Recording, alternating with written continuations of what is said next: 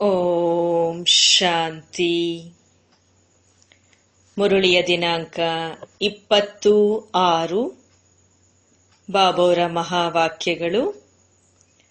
ಬಾಬಾ ತಿಳಿಸ್ಕೊಡ್ತಾ ಇದ್ದಾರೆ, ಮಧುರ ಮಕ್ಕಳೇ, ತಂದೆಯ ಪ್ರೀತಿಯನ್ನ ತೆಗೆದುಕೊಳ್ಬೇಕಂತಂದ್ರೆ ಆತ್ಮ ಅಭಿಮಾನಿಯಾಗಿ ಕುಳಿತುಕೊಳ್ಳಿ. ತಂದೆಯಿಂದ ನಾವು ಸ್ವರ್ಗದ ಆಸ್ತಿಯನ್ನ ಪಡ್ಕೊಳ್ತಾ ಇದ್ದೇವೆ, ಇದೇ ಖುಷಿಯಲ್ಲಿ ಇರಿ. ಬಾಬಾ ಪ್ರಶ್ನೆ ಮಾಡ್ತಾರೆ, ಸಂಗಮಯುಗದಲ್ಲಿ ತಾವು ಬ್ರಾಹ್ಮಣರಿಂದ ಫರಿಸ್ತಾ ಆಗೋದಿಕ್ಕೋಸ್ಕರ ಯಾವ ಗುಪ್ತ ಪರಿಶ್ರಮವನ್ನ ಮಾಡ್ತಾ ಇದ್ದೀರಿ? ಬಾಬಾ ಹೇಳ್ತಾರೆ, ನೀವು ಬ್ರಾಹ್ಮಣರು ಪವಿತ್ರ ಆಗುವಂತಹ ಗುಪ್ತವಾದ ಪರಿಶ್ರಮವನ್ನ ಪಡ್ತಾ ಇದ್ದೀರಾ. ನೀವು ಬ್ರಹ್ಮರವರ ಮಕ್ಕಳು ಸಂಗಮಯುಗದಲ್ಲಿ ಸಹೋದರ ಸಹೋದರಿಯರಾಗಿದ್ದೀರಿ. ಸಹೋದರ ಸಹೋದರಿ ಅನ್ನುವಂತಂದಾಗ ಅಲ್ಲಿ ಯಾವುದೇ ಕೊಳಕು ದೃಷ್ಟಿ ಇರೋದಿಕ್ಕೆ ಸಾಧ್ಯ ಆಗೋದಿಲ್ಲ. ಸ್ತ್ರೀ ಪುರುಷ ಜೊತೆಯಲ್ಲಿ ಇರ್ತಾ ಇಬ್ಬರು ತಮ್ಮನ್ನ ಬ್ರಹ್ಮಕುಮಾರ ಬ್ರಹ್ಮಕುಮಾರಿ ಅಂತ ಹೇಳಿ ತಿಳ್ಕೊಳ್ತಾರೆ. ಈ ಸ್ಮೃತಿಯಿಂದ ಯಾವಾಗ ಪೂರ್ಣ ಪವಿತ್ರರಾಗ್ಬಿಡ್ತೀರಿ, ಆಗ ಫರಿಸ್ತಾ ಆಗೋದಿಕ್ಕೆ ಸಾಧ್ಯ. ಓಂ ಶಾಂತಿ. ಮಧುರಾತಿ ಮಧುರ ಮಕ್ಕಳಿಗೆ ಬಾಬಾ ಕುಳಿತು ತಿಳಿಸ್ತಾ ಇದ್ದಾರೆ, ತಮ್ಮನ್ನ ಆತ್ಮ ಎಂದು ತಿಳಿದು ಇಲ್ಲಿ ಕುಳಿತುಕೊಳ್ಬೇಕು. ಈ ರಹಸ್ಯವನ್ನ ನೀವು ಮಕ್ಕಳಿಗೆ ಈಗ ಗೊತ್ತಾಗಿದೆ. ಆತ್ಮ ಅಭಿಮಾನಿಯಾಗಿ ಕುತ್ಕೊಂಡಾಗ ತಂದೆಯ ಜೊತೆ ಪ್ರೀತಿ ಇರತ್ತೆ. ಬಾಬಾ ನಮ್ಗೆ ರಾಜಯೋಗವನ್ನ ಕಲಿಸ್ತಾ ಇದ್ದಾರೆ. ಬಾಬಾರವರಿಂದ ನಮಗೆ ಸ್ವರ್ಗದ ಆಸ್ತಿ ಸಿಗತ್ತೆ. ಈ ಒಂದು ನೆನಪು ಇಡೀ ದಿನ ಬುದ್ಧಿಯಲ್ಲಿ ಇದ್ರೆ ಇರೋದೇ ಬಹಳ. ಇದರಲ್ಲಿ ಪರಿಶ್ರಮ ಇದೆ. ಗಳಿಗೆ ಗಳಿಗೆಗೂ ಮರ್ತ್ ಹೋಗತ್ತೆ. ಇಲ್ಲ ಅಂತಂದ್ರೆ ಖುಷಿಯ ನಶೆ ಏರಿರತ್ತೆ. ಬಾಬಾ ಎಚ್ಚರಿಕೆಯನ್ನ ಕೊಡ್ತಾ ಇರ್ತಾರೆ, ಮಕ್ಕಳೇ, ದೇಹಿ ಅಭಿಮಾನಿಯಾಗಿ ಕುತ್ಕೊಳ್ಳಿ, ತಮ್ಮನ್ನಾತ್ಮ ಅಂತ ತಿಳ್ಕೊಳ್ಳಿ. ಈಗ ಆತ್ಮ ಮತ್ತು ಪರಮಾತ್ಮರ ಈ ಸಮಯದಲ್ಲಿ ಮೇಳ ನಡೀತಾ ಇದೆ. ಮೇಳ ಇದೆ ಅಲ್ವಾ? ಯಾವಾಗಾಯಿತು? ಅವಶ್ಯವಾಗಿ ಕಲಿಯುಗದ ಅಂತ್ಯ ಮತ್ತು ಸತ್ಯುಗದ ಆದಿಯ ಸಂಗಮಯುಗದಲ್ಲಿಯೇ ಈ ಮೇಳ ನಡೀತು. ಇಂದು ಮಕ್ಕಳಿಗೆ ಟಾಪಿಕ್ಕಿನ ಬಗ್ಗೆ ತಿಳಿಸ್ಕೊಡ್ಲಾಗ್ತಾ ಇದೆ. ನಿಮಗಂತೂ ಅವಶ್ಯವಾಗಿ ಟಾಪಿಕ್ ಅನ್ನ ಕೊಡ್ಲಾಗ್ತದೆ. ಶ್ರೇಷ್ಠಾತಿ ಶ್ರೇಷ್ಠ ತಂದೆ, ನಂತರ ಕೆಳಗಡೆ ಬನ್ನಿ ಬ್ರಹ್ಮ ವಿಷ್ಣು ಶಂಕರರು, ತಂದೆ ಮತ್ತು ದೇವತೆಗಳು. ಬಾಬಾ ಹೇಳ್ತಾರೆ, ಮನುಷ್ಯರಿಗೆ ಇದು ಕೂಡ ಗೊತ್ತೇ ಇಲ್ಲ, ಶಿವ ಮತ್ತು ಬ್ರಹ್ಮ ವಿಷ್ಣು ಶಂಕರರ ಸಂಬಂಧ ಏನಾಗಿದೆ. ಯಾರಿಗೂ ಕೂಡ ಈ ಒಂದು ಜೀವನದ ಕಥೆಯ ಬಗ್ಗೆ ಗೊತ್ತೇ ಇಲ್ಲ. ತ್ರಿಮೂರ್ತಿಯ ಚಿತ್ರನೂ ಕೂಡ ಬಹಳ ಪ್ರಸಿದ್ಧಿ ಇದೆ. ಈ ಮೂರು ಕೂಡ ದೇವತೆಗಳು. ಕೇವಲ ಮೂರರ ಧರ್ಮ ಮಾತ್ರ ಇರತ್ತೇನು? ಧರ್ಮ ಅಂತೂ ಬಹಳ ದೊಡ್ಡದಿರತ್ತೆ, ದೇವತಾ ಧರ್ಮ. ಇದು ಇವರು ಸೂಕ್ಷ್ಮವತನವಾಸಿ, ಮೇಲೆ ಶಿವಬಾಬಾ ಇದ್ದಾರೆ. ಮುಖ್ಯವಾಗಿ ಬ್ರಹ್ಮ ಮತ್ತು ವಿಷ್ಣು. ಈಗ ತಂದೆ ತಿಳಿಸ್ಕೊಡ್ತಾರೆ, ನಿಮಗೆ ಈಗ ಟಾಪಿಕ್ ಅನ್ನ ಕೊಡ್ಲಾಗಿದೆ. ಬ್ರಹ್ಮರವರಿಂದ ವಿಷ್ಣು, ವಿಷ್ಣುವಿನಿಂದ ಬ್ರಹ್ಮ ಹೇಗೆ ಆಗ್ತಾರೆ? ಹೇಗೆ ನೀವು ಹೇಳ್ತೀರಿ ನಾವು ಶೂದ್ರರಿಂದ ಬ್ರಾಹ್ಮಣರು, ಬ್ರಾಹ್ಮಣರಿಂದ ದೇವತೆ? ಹಾಗೆ ಇವರದ್ದು ಕೂಡ ಮೊದಲು ಬ್ರಹ್ಮಾಸೋ ವಿಷ್ಣು, ನಂತರ ವಿಷ್ಣುಸೋ ಬ್ರಹ್ಮ. ಅವರು ಹೇಳ್ಬಿಡ್ತಾರೆ, ಆತ್ಮನೇ ಪರಮಾತ್ಮ, ಪರಮಾತ್ಮನೇ ಆತ್ಮ. ಬಾಬಾ ಹೇಳ್ತಾರೆ, ಇದಂತೂ ತಪ್ಪಾಗಿದೆ. ಈ ರೀತಿ ಇರೋದಿಕ್ಕೂ ಕೂಡ ಸಾಧ್ಯ ಇಲ್ಲ. ಅಂದಾಗ ಈ ಟಾಪಿಕ್ಕಿನ ಬಗ್ಗೆ ಚೆನ್ನಾಗಿ ತಿಳಿಸ್ಕೊಡ್ಬೇಕಾಗ್ತದೆ. ಕೆಲವರು ಹೇಳ್ತಾರೆ, ಪರಮಾತ್ಮ ಶ್ರೀಕೃಷ್ಣನ ತನುವಿನಲ್ಲಿ ಬರ್ತಾರೆ. ಒಂದ್ ವೇಳೆ ಶ್ರೀಕೃಷ್ಣ ತನುವಿನಲ್ಲಿ ಏನಾದ್ರೂ ಪರಮಾತ್ಮ ಬಂದಿದ್ರೆ ನಂತರ ಬ್ರಹ್ಮರವರ ಪಾತ್ರನೇ ಖತಮ್ ಆಗ್ಬಿಡ್ತಾ ಇತ್ತು. ಶ್ರೀಕೃಷ್ಣ ಅಂತೂ ಸತ್ಯುಗದ ಮೊದಲನೆಯ ರಾಜ್ಕುಮಾರ. ಅಲ್ಲಿ ಪತಿತರು ಹೇಗಿರೋದಿಕ್ಕೆ ಸಾಧ್ಯ? ಅವರು ಇಲ್ಲಿ ಬಂದು ಪಾವನ ಮಾಡೋದಿಕ್ಕೆ ಬಿಲ್ಕುಲ್ ಇವೆಲ್ಲವೂ ಕೂಡ ತಪ್ಪಾಗಿದೆ. ಈ ಮಾತುಗಳು ಕೂಡ ಮಹಾರಥಿ ಸೇವಾಧಾರಿ ಮಕ್ಕಳೇ ತಿಳ್ಕೊಳ್ತಾರೆ. ಇನ್ನು ಬಾಕಿ ಯಾರ ಬುದ್ಧಿಯಲ್ಲೂ ಕೂಡ ಈ ಮಾತುಗಳು ಕುಳಿತುಕೊಳ್ಳೋದಿಲ್ಲ. ಈ ಒಂದು ಟಾಪಿಕ್ ಬಹಳ ಫಸ್ಟ್ ಕ್ಲಾಸ್ ಆಗಿದೆ. ಬ್ರಹ್ಮಾಸೋ ವಿಷ್ಣು, ವಿಷ್ಣುಸೋ ಬ್ರಹ್ಮ ಹೇಗೆ ಆಗ್ತಾರೆ ಅನ್ನುವ ಟಾಪಿಕ್ ಚೆನ್ನಾಗಿದೆ. ಅವರ ಒಂದು ಜೀವನ ಕಥೆಯನ್ನ ಹೇಳಲಾಗ್ತದೆ, ಏಕೆಂದ್ರೆ ಇದರ ಒಂದು ಕನೆಕ್ಷನ್ ಇದೆ. ಪ್ರಾರಂಭದಿಂದಲೂ ಕೂಡ ಈ ರೀತಿನೇ ಹೇಳಲಾಗಿದೆ.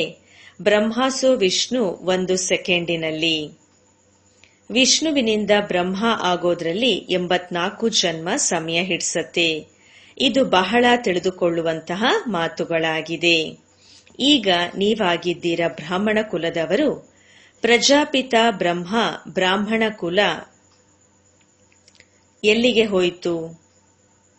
ಪ್ರಜಾಪಿತ ಬ್ರಹ್ಮರವರಂತೂ ಹೊಸ ಜಗತ್ತಿನಲ್ಲಿ ಅವಶ್ಯವಾಗಿ ಬೇಕಲ್ವಾ? ಹೊಸ ಜಗತ್ತಿನಲ್ಲಿ, ಜಗತ್ತಂದ್ರೇನೆ ಸತ್ಯುಗ, ಅಲ್ಲಿಯಂತೂ ಪ್ರಜಾಪಿತ ಅಂತ ಹೇಳಿ ಇರೋದಿಲ್ಲ. ಕಲಿಯುಗದಲ್ಲೂ ಕೂಡ ಪ್ರಜಾಪಿತ ಇರೋದಿಲ್ಲ. ಇದಂತೂ ಸಂಗಮಯುಗ ಆಗಿದೆ. ನೀವು ಈಗ ಸಂಗಮಯುಗದಲ್ಲಿದ್ದೀರಾ. ಶೂದ್ರರಿಂದ ನೀವು ಬ್ರಾಹ್ಮಣರಾಗಿದ್ದೀರಾ. ತಂದೆ ಬ್ರಹ್ಮ ತಂದೆಯನ್ನ ಶಿವಬಾಬಾ ಅಡಾಪ್ಟ್ ಮಾಡಿಕೊಂಡ್ರು. ಶಿವಬಾಬಾ ಇವರನ್ನ ಹೇಗೆ ರಚನೆ ಮಾಡಿದ್ರು ಅನ್ನೋದು ಕೂಡ ಯಾರೂ ತಿಳ್ಕೊಂಡಿಲ್ಲ. ತ್ರಿಮೂರ್ತಿಯಲ್ಲೂ ಕೂಡ ರಚಯಿತ ಶಿವನ ಚಿತ್ರನೂ ಕೂಡ ಇಲ್ವೇ ಇಲ್ಲ. ಅಂದಮೇಲೆ ಹೇಗೆ ಗೊತ್ತಾಗತ್ತೆ ಇವರು ಶ್ರೇಷ್ಠಾತಿ ಶ್ರೇಷ್ಠ ತಂದೆ ಆಗಿದ್ದಾರೆ ಅಂತ ಹೇಳಿ? ಬಾಕಿ ಉಳಿದಂತೆ ಇವರೆಲ್ಲರೂ ಕೂಡ ರಚನೆಯಾಗಿದೆ. ಬ್ರಾಹ್ಮಣ ಸಂಪ್ರದಾಯರಂತೂ ಅವಶ್ಯವಾಗಿ ಪ್ರಜಾಪಿತ ಬೇಕಲ್ವಾ? ಕಲಿಯುಗದಲ್ಲಂತೂ ಇರೋದಿಕ್ಕೆ ಸಾಧ್ಯ ಇಲ್ಲ, ಸತ್ಯುಗದಲ್ಲೂ ಇಲ್ಲ. ಗಾಯನ ಮಾಡಲಾಗತ್ತೆ, ಬ್ರಾಹ್ಮಣ ದೇವಿ ದೇವತಾಯ ನಮಃ. ಈಗ ಬ್ರಾಹ್ಮಣರು ಎಲ್ಲಿಯವರಾಗಿದ್ದಾರೆ? ಪ್ರಜಾಪಿತ ಬ್ರಹ್ಮ ಎಲ್ಲಿದ್ದಾರೆ? ಎಲ್ಲಿಯವರಾಗಿದ್ದಾರೆ? ಅವಶ್ಯವಾಗಿ ಸಂಗಮಯುಗಕ್ಕೆ ಹೇಳಲಾಗ್ತದೆ. ಇದು ಪುರುಷೋತ್ತಮ ಸಂಗಮಯುಗ. ಈ ಸಂಗಮಯುಗ ಅನ್ನುವಂಥದ್ದು ಯಾವುದೇ ಶಾಸ್ತ್ರದಲ್ಲಿ ವರ್ಣನೆ ಮಾಡಿಲ್ಲ. ಯಾವ ಶಾಸ್ತ್ರದಲ್ಲೂ ಕೂಡ ಸಂಗಮಯುಗದ ಬಗ್ಗೆ ವರ್ಣನೆ ಮಾಡಿಲ್ಲ. ಮಹಾಭಾರತ ಯುದ್ಧ ಕೂಡ ಸಂಗಮಯುಗದಲ್ಲೇ ನಡೆಯಿತು. ಸತ್ಯುಗದಲ್ಲಿಯೂ ಅಲ್ಲ, ಕಲಿಯುಗದಲ್ಲಿಯೂ ಅಲ್ಲ. ಪಾಂಡವರು ಮತ್ತು ಕೌರವರು ಇವರು ಸಂಗಮದಲ್ಲಿ ಇದ್ದಾರೆ. ನೀವು ಪಾಂಡವರು ಸಂಗಮಯುಗಿಗಳಾಗಿದ್ದೀರಿ. ಇನ್ನ ಕಲಿಯುಗದವರು ಕೌರವರಾಗಿದ್ದಾರೆ. ಗೀತೆಯಲ್ಲೂ ಕೂಡ ಭಗವಾನುವಾಚ ಇದೆ ಅಲ್ವಾ? ನೀವೆಲ್ಲರೂ ಕೂಡ ಪಾಂಡವರು ದೈವಿ ಸಂಪ್ರದಾಯದವರಾಗಿದ್ದೀರಿ. ನೀವು ಆತ್ಮಿಕ ಪಂಡೆ ಮಾರ್ಗದರ್ಶಕರು ಆಗಿರುವಿರಿ. ನಿಮ್ಮದು ಇದು ಆತ್ಮಿಕ ಯಾತ್ರೆ. ನೀವು ಬುದ್ಧಿಯಿಂದ ಯಾತ್ರೆಯನ್ನ ಮಾಡ್ತೀರಾ. ಬಾಬಾ ಹೇಳ್ತಾರೆ, ತಮ್ಮನ್ನ ಆತ್ಮ ಎಂದು ತಿಳ್ಕೊಳ್ಳಿ, ನೆನಪಿನ ಯಾತ್ರೆಯಲ್ಲಿ ಇರಿ. ಶಾರೀರಿಕ ಯಾತ್ರೆಯಲ್ಲಿ ತೀರ್ಥಯಾತ್ರೆಗಳನ್ನ ಮಾಡಿಕೊಂಡು ಎಲ್ಲ ವಾಪಸ್ ಪುನಃ ಮನೆಗೆ ಬರ್ತಾರೆ. ಅದೆಲ್ಲನೂ ಕೂಡ ಅರ್ಧಾಕಲ್ಪದಿಂದ ನಡೀತಾ ಬಂದಿದೆ. ಈಗ ಇದು ಸಂಗಮಯುಗದ ಯಾತ್ರೆ ಒಂದೇ ಬಾರಿ ನಡೆಯತ್ತೆ. ನೀವು ಹೋಗಿ ಮೃತ್ಯು ಲೋಕದಲ್ಲಿ ವಾಪಸ್ ಮತ್ತೆ ಬರೋದಿಲ್ಲ. ಪವಿತ್ರರಾಗಿ ನೀವು ಪವಿತ್ರ ಜಗತ್ತಿನಲ್ಲಿ ಬರಬೇಕಾಗಿದೆ. ಆದ್ರಿಂದ ನೀವು ಈಗ ಪವಿತ್ರರೂ ಆಗ್ತಾ ಇದ್ದೀರಾ. ಈಗ ನಿಮ್ಗೆ ಗೊತ್ತಿದೆ, ನಾವು ಬ್ರಾಹ್ಮಣ ಸಂಪ್ರದಾಯದವರಾಗಿದ್ದೇವೆ. ನಂತರ ದೈವಿ ಸಂಪ್ರದಾಯ, ವಿಷ್ಣು ಸಂಪ್ರದಾಯದವರು ಆಗ್ತೇವೆ. ಸತ್ಯುಗದಲ್ಲಿ ದೇವಿ ದೇವತೆಗಳು ವಿಷ್ಣು ಸಂಪ್ರದಾಯದವರಾಗಿದ್ರು. ಅಲ್ಲಿ ಚತುರ್ಭುಜದ ಪ್ರತಿಮೆ ಇರತ್ತೆ. ಇದರಿಂದ ಗೊತ್ತಾಗ್ತದೆ ಅವರು ವಿಷ್ಣು ಸಂಪ್ರದಾಯದವರು ಅಂತ ಹೇಳಿ. ಇಲ್ಲಿ ಪ್ರತಿಮೆ ಇರೋದು ರಾವಣನದ್ದು. ಅಂದಮೇಲೆ ಇದು ರಾವಣನ ಸಂಪ್ರದಾಯ ಆಗಿದೆ. ಈ ಒಂದು ಟಾಪಿಕ್ ಇಡೋದ್ರಿಂದ ಮನುಷ್ಯರಿಗೆ ಬಹಳ ಅದ್ಭುತ, ಆಶ್ಚರ್ಯ ಅನ್ಸತ್ತೆ. ಈಗ ನೀವು ದೇವತೆಗಳಾಗೋದಿಕ್ಕೋಸ್ಕರ ರಾಜಯೋಗವನ್ನ ಕಲಿತಾ ಇದ್ದೀರಾ. ಬ್ರಹ್ಮಮುಖ ವಂಶಾವಳಿ ಬ್ರಾಹ್ಮಣರು. ನೀವು ಶೂದ್ರರಿಂದ ಬ್ರಾಹ್ಮಣರಾಗಿದ್ದೀರಾ. ನಿಮ್ಮನ್ನೆಲ್ಲನೂ ಈಗ ಅಡಾಪ್ಟ್ ಮಾಡಿಕೊಳ್ಳಲಾಗಿದೆ. ಬ್ರಾಹ್ಮಣರು ಕೂಡ ಇಲ್ಲಿಯೇ ಇದ್ದಾರೆ. ನಂತರ ದೇವತೆ ಇಲ್ಲಿಯೇ ಆಗ್ತಾರೆ. ಎಲ್ಲ ವಂಶಾವಳಿ ಇಲ್ಲಿಯೇ ಆಗತ್ತೆ. ಡಿನಿಯಾಸ್ಟಿ ರಾಜ್ಯ ಪದವಿಗೆ ಹೇಳಲಾಗ್ತದೆ ವಿಷ್ಣುವಿನ ವಂಶಾವಳಿ. ಬ್ರಾಹ್ಮಣರ ವಂಶಾವಳಿ ಅಂತ ಹೇಳೋದಿಲ್ಲ. ಒಂದರ ಹಿಂದೆ ಒಂದು ವಂಶ ಬರ್ತಾ ಹೋಗತ್ತೆ. ಈಗ ನಿಮ್ಗೆ ಗೊತ್ತಿದೆ, ನಾವು ಬ್ರಾಹ್ಮಣ ಕುಲಭೂಷಣರು, ನಂತರ ದೇವತೆಗಳಾಗ್ತೇವೆ. ಬ್ರಾಹ್ಮಣರಿಂದ ವಿಷ್ಣು ಕುಲದಲ್ಲಿ, ವಿಷ್ಣು ಕುಲದಿಂದ ಬರ್ತೇವೆ. ಕ್ಷತ್ರಿಯ ಚಂದ್ರವಂಶಿ ಕುಲದಲ್ಲಿ, ನಂತರ ವೈಶ್ಯ ಕುಲದಲ್ಲಿ, ನಂತರ ಶೂದ್ರ ಕುಲದಲ್ಲಿ, ನಂತರ ಬ್ರಾಹ್ಮಣ್ಸೋ ದೇವತಾ ಆಗ್ತೇವೆ. ಅರ್ಥ ಎಷ್ಟು ಸ್ಪಷ್ಟವಾಗಿದೆ. ಚಿತ್ರಗಳಲ್ಲಿ ಏನೆಲ್ಲ ತೋರಿಸ್ಬಿಟ್ಟಿದ್ದಾರೆ. ನಾವು ಬ್ರಾಹ್ಮಣರೇ ವಿಷ್ಣುಪುರಿಯ ಮಾಲೀಕರಾಗ್ತೇವೆ. ಇದರಲ್ಲಿ ಯಾವುದೇ ಗೊಂದಲದ ಅವಶ್ಯಕತೆ ಇಲ್ಲ. ಬಾಬಾ ಏನೆಲ್ಲ ತಿಳಿಸ್ಕೊಡ್ತಾರೆ, ನಿಬಂಧ ಪ್ರಬಂಧವನ್ನ ಕೊಡ್ತಾರೆ, ಅದರ ಬಗ್ಗೆ ವಿಚಾರ ಸಾಗರ ಮಂಥನ ಅವಶ್ಯ ಮಾಡಬೇಕು. ಯಾರಿಗೆ ಹೇಗೆ ತಿಳಿಸ್ಕೊಡ್ಬೇಕು? ಮನುಷ್ಯರು ಈ ಮಾತುಗಳನ್ನ ಕೇಳಿ ಆಶ್ಚರ್ಯರಾಗ್ತಾರೆ. ಈ ಒಂದು ತಿಳುವಳಿಕೆ ಬಹಳ ಚೆನ್ನಾಗಿದೆ ಅಂತ ತಿಳ್ಕೊಳ್ತಾರೆ. ಕೇವಲ ಜ್ಞಾನ ಸಾಗರ ಆಗಿದ್ದಾರೆ, ಬೇರೆ ಯಾರೂ ಕೂಡ ಈ ರೀತಿ ತಿಳಿಸ್ಕೊಡಕ್ಕಾಗೋದಿಲ್ಲ. ವಿಚಾರ ಸಾಗರ ಮಂಥನ ಮಾಡಿ ಕುಳಿತು ಬರಿಬೇಕಾಗಿದೆ. ನಂತರ ಓದ್ರಿ, ಆಗ ಎಲ್ಲ ಪಾಯಿಂಟ್ ಬರ್ತದೆ. ಈ ಒಂದು ಮಾತುಗಳನ್ನ ಆಡ್ ಮಾಡ್ತಾ ಹೋಗಿ. ಬಾಬಾ ಮೊದಲೇ ಮುರುಳಿಯಲ್ಲಿ ಬರೆದು ನಿಮ್ಮ ಕೈಯಲ್ಲಿ ಕೊಟ್ಟಿದ್ದಾರೆ. ನಂತರ ನೀವು ತಿಳಿಸ್ಕೊಡಿ. ಇಲ್ಲಿ ಅಂತೂ ನೀವು ಮನೆಯಲ್ಲಿ ಬಾಬಾವರ ಜೊತೆಯಲ್ಲಿ ಇದ್ದೀರಿ. ಈಗಂತೂ ನೀವು ಹೊರಗಡೆ ಹೋಗಿ ತಿಳಿಸ್ಕೊಡ್ಬೇಕಾಗಿದೆ. ಟಾಪಿಕ್ ಬಹಳ ಅದ್ಭುತವಾಗಿದೆ. ಬ್ರಹ್ಮಾಸೋ ವಿಷ್ಣು, ಇದರ ಬಗ್ಗೆ ಯಾರಿಗೂ ಗೊತ್ತೇ ಇಲ್ಲ. ವಿಷ್ಣುವಿನ ನಾಭಿಯಿಂದ ಬ್ರಹ್ಮ ಅಂತ ಹೇಳಿ ಅಲ್ಲಿ ತೋರಿಸ್ತಾರೆ. ಹೇಗೆ ಗಾಂಧಿಯ ನಾಭಿಯಿಂದ ನೆಹರು. ಆದ್ರೆ ಡಿನ್ಯಾಸ್ಟಿ ಅಂತೂ ಅವಶ್ಯ ಬೇಕಲ್ವಾ? ಬ್ರಾಹ್ಮಣ ಕುಲದಲ್ಲಿ ರಾಜ್ಯ ಇರೋದಿಲ್ಲ. ಬ್ರಾಹ್ಮಣ ಸಂಪ್ರದಾಯದವರು ಆಗ್ತೀರಿ. ನಂತರ ಚಂದ್ರವಂಶಿ ಡಿನ್ಯಾಸ್ಟಿಯಲ್ಲಿ ಹೋಗ್ತೀರಿ. ನಂತರ ವೈಶ್ಯವಂಶ. ಇದೇ ರೀತಿಯಾಗಿ ಪ್ರತಿಯೊಂದು ವಂಶಾವಳಿ ನಡೀತಾ ಬರುತ್ತೆ. ಸತ್ಯುಗದಲ್ಲಿ ನಿರ್ವಿಕಾರಿ ಜಗತ್ತು, ಕಲಿಯುಗ ವಿಕಾರಿ ಜಗತ್ತು. ಈ ಎರಡೂ ಮಾತುಗಳು ಕೂಡ ಯಾರ ಬುದ್ಧಿಯಲ್ಲೂ ಇಲ್ಲ. ಇಲ್ಲ ಅಂದಾಗ ಅವಶ್ಯವಾಗಿ ಬುದ್ಧಿಯಲ್ಲಿ ಮಾತು ಇರಬೇಕಾಗಿದೆ. ವಿಕಾರದಿಂದ ಈಗ ನಿರ್ವಿಕಾರಿಗಳು ಆಗೋದು ಹೇಗೆ? ಮನುಷ್ಯರು ನಿರ್ವಿಕಾರಿಗಳ ಬಗ್ಗೆ ತಿಳ್ಕೊಂಡೇ ಇಲ್ಲ. ನಿಮಗೆ ಈಗ ಗೊತ್ತಾಗಿದೆ, ದೇವತೆಗಳು ಸಂಪೂರ್ಣ ನಿರ್ವಿಕಾರಿಗಳು. ಈ ರೀತಿ ಎಂದೂ ಕೂಡ ಕೇಳೇ ಇಲ್ಲ ಬ್ರಾಹ್ಮಣರು ನಿರ್ವಿಕಾರಿಗಳು. ಹೊಸ ಜಗತ್ತಿನಲ್ಲಿ ನಿರ್ವಿಕಾರಿತನ, ಹಳೆಯ ಜಗತ್ತು ವಿಕಾರಿ ಪ್ರಪಂಚ. ಅವಶ್ಯವಾಗಿ ಇದೆಲ್ಲ ಸಂಗಮದಲ್ಲಿ ತೋರಿಸಬೇಕಾಗಿದೆ. ಇದನ್ನ ಯಾರಿಗೂ ಕೂಡ ಇದರ ಬಗ್ಗೆ ಗೊತ್ತೇ ಇಲ್ಲ. ಪುರುಷೋತ್ತಮ ಮಾಸ ಅಂತ ಹೇಳಿ ಆಚರಣೆ ಮಾಡ್ತಾರೆ. 3 ವರ್ಷಗಳ ನಂತರ 1 ತಿಂಗಳು ಆಚರಿಸ್ತಾರೆ. ನಿಮ್ಮದು 5000 ವರ್ಷದ ನಂತರ ಇದು ಸಂಗಮ ಬರ್ತದೆ. ಮನುಷ್ಯ ಆತ್ಮ ಮತ್ತು ಪರಮಾತ್ಮ ಯಥಾರ್ಥವಾಗಿ ತಿಳ್ಕೊಂಡೇ ಇಲ್ಲ. ಕೇವಲ ಹೇಳ್ತಾರೆ ಹೊಳಿತಾ ಇದೆ ನಕ್ಷತ್ರ, ಹೇಗೆ ಅಂತ ಹೇಳಿ ತೋರಿಸ್ತಾರೆ. ರಾಮಕೃಷ್ಣ ಪರಮಹಂಸರ ಚೇಲ ವಿವೇಕಾನಂದರು ಹೇಳ್ತಾ ಇದ್ರು, ನಾನು ಗುರುವಿನ ಸಮ್ಮುಖದಲ್ಲಿ ಕುತ್ಕೊಂಡಿದ್ದೆ, ಗುರುವಿನ ಧ್ಯಾನವನ್ನ ಮಾಡ್ತಾ ಇದ್ದೆ.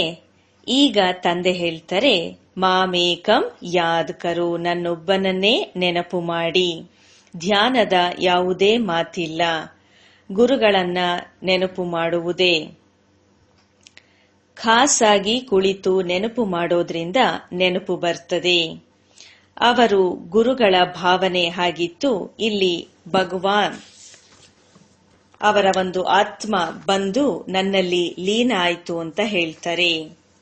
ಅವರ ಆತ್ಮ ಎಲ್ಲಿ ಹೋಗಿ ಕುಳಿತುಕೊಳ್ತು, ನಂತರ ಏನಾಯ್ತು ಏನೂ ಕೂಡ ವರ್ಣನೆ ಇಲ್ಲ. ಕೇವಲ ನೋಡಿದ್ರು ಖುಷಿ ಆಯ್ತು. ನಮಗೆ ಭಗವಂತನ ಸಾಕ್ಷಾತ್ಕಾರ ಆಯ್ತು. ಭಗವಾನ್ ಯಾರಾಗಿದ್ದಾರೆ ಅನ್ನೋದನ್ನ ಅವರು ತಿಳ್ಕೊಂಡಿಲ್ಲ. ಬಾಬಾ ಹೇಳ್ತಾರೆ, ಈ ಒಂದು ಸಿಡಿ ಏಣಿ ಚಿತ್ರದ ಬಗ್ಗೆ ನೀವು ತಿಳಿಸ್ಕೊಡಬಹುದು. ಇದು ಆಗಿದೆ ಭಕ್ತಿ ಮಾರ್ಗ. ನಿಮ್ಗೆ ಗೊತ್ತಿದೆ, ಒಂದಂತೂ ಭಕ್ತಿಯ ಒಂದು ಬೋಟ್, ಇನ್ನೊಂದು ಜ್ಞಾನದ ದೋಣಿ. ಜ್ಞಾನನೇ ಬೇರೆ, ಭಕ್ತಿನೇ ಬೇರೆ. ಬಾಬಾ ಹೇಳುತ್ತಾರೆ, ನಾನು ನಿಮಗೆ ಕಲ್ಪದ ಹಿಂದೆ ಜ್ಞಾನವನ್ನ ಕೊಟ್ಟಿದ್ದೆ, ವಿಶ್ವದ ಮಾಲೀಕರನ್ನಾಗಿ ಮಾಡಿದ್ದೆ. ಈಗ ನೀವು ಎಲ್ಲಿದ್ದೀರಿ? ನೀವು ಮಕ್ಕಳ ಬುದ್ಧಿಯಲ್ಲಿ ಇಡೀ ಜ್ಞಾನ ಇದೆ.